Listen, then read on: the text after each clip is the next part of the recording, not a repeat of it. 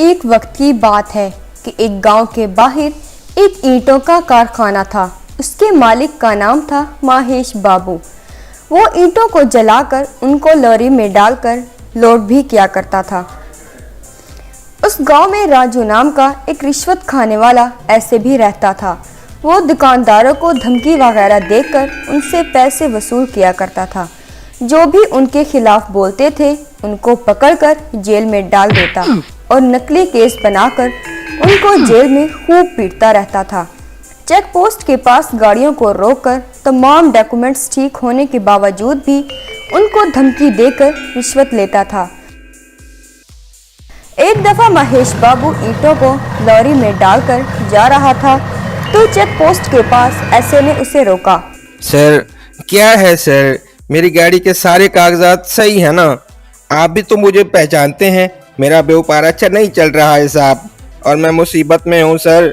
आप जैसे हर बार मुझसे रिश्वत पूछे तो कहाँ से ला कर लूँगा सर। क्यों रे, टीवी सीरियल ज्यादा देखते हो? अच्छा डायलॉग बोल रहे हो, तुम मेरी जान पहचान वाले हो और तुम्हारा काम तो सही चल रहा है।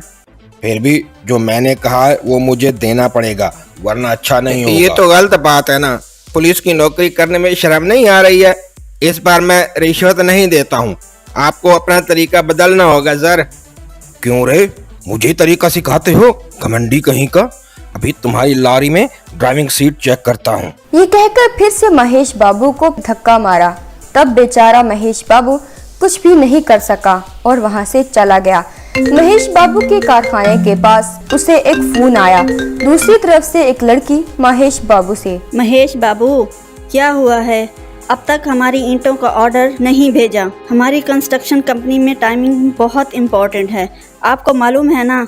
अगली बार ऐसा हुआ तो मैं आपको ऑर्डर नहीं दूंगी, बाद में मुझे गलत मत समझना। तुरंत लोड भेजिए। ऐसा कहकर उस लड़की ने फोन रख दिया।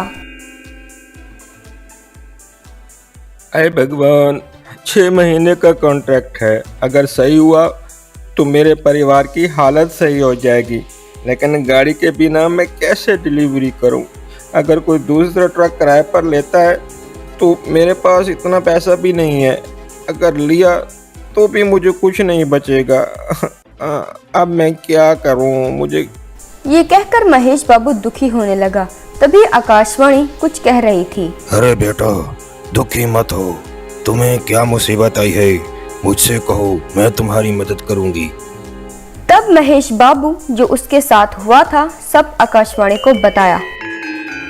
बेटा तो फिक्र मत कर, अब से तुम्हें गाड़ी की जरूरत भी नहीं पड़ेगी। जब गाड़ी ही नहीं होगी तो इसका डीजल और इसके ठीक होने का खर्चा भी नहीं होगा। तुम्हारी ईंट को खुद एक ट्रक जैसा बदलकर अपने आप डिलीवरी हो जाएगी और तुम्हें उसे चलाने की भी जरूरत नहीं पड़ेगी। तब महेश बाबू आसमान में देखकर धन्यवाद किया। तभी एक ईंट आई और एक ट्रक जैसी बदल गई। तब उस ट्रक के ऊपर चढ़ा और वो ब्रिक ट्रक अपने आप चलने लगी। अरे वाह, कितना अच्छा है! ये सपना है या हकीकत? इसको चेक पोस्ट से नहीं बल्कि किसी और रास्ते से ले जाना होगा, नहीं तो वो कमीना ऐसा ही रास्ते में पकड़ लेगा। इसी तरह लेफ्ट बोले तो लेफ्ट, राइट बोले तो राइट होने लगी। ऐसे वो जगह पर पहुंचा और वहां पर ईंट एक जगह इकट्ठा हो गई। ऐसे महेश बाबू रोज ईंटों को डिलीवरी करने लगा।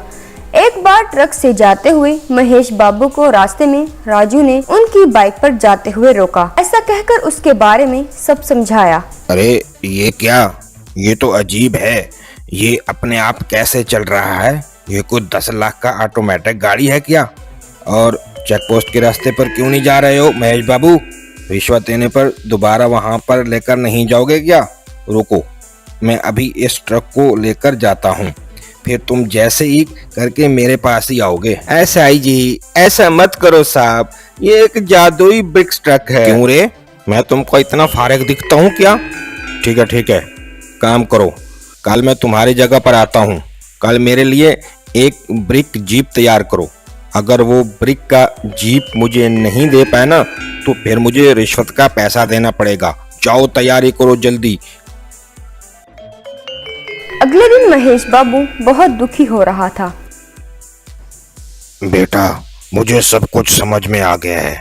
अगर वो ऐसा ही आया तो वो जीप मैं तैयार करके देती हूँ, तुम परेशान मत हो।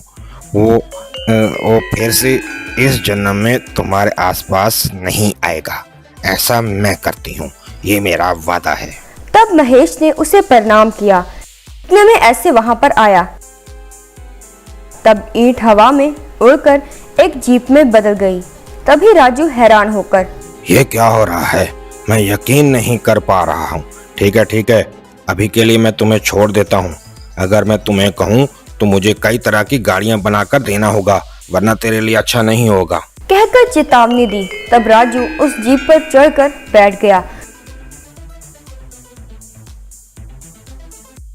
तो वो जीप अपने आप चलने लगी। वो देखकर राजू बहुत खुश होने लगा। इतने में अचानक उस जीप की रफ्तार बढ़ गई और वो जीप तेजी से जाने लगी। तब राजू घबरा गया। अरे बाप रे, ये क्या, ये तो इतनी स्पीड में जा रहा है। और रुक जा। ऐसा कहकर चिल्लाने लगा। इतने में वो जीप गोल गोल घूमने लगी।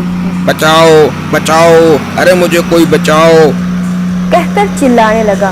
बाद में वो जीप हवा में उड़ने लगी। एक जगह पर जीप की पूरे ईंट अलग होकर नीचे गिर गई। तब राजू नीचे पत्थरों पर गिर गया। उसे देखकर सब लोग जोर जोर से हंसने लगे। राजू अस्पताल में भर्ती हो गया। तब से लेकर वो फिर से महेश बाबू के पास नहीं गया था। उस दिन से महेश बाबू सुकून से अपने मैजिकल ब्रिक ट्रक से अच्छे से व्यापार करने लगा।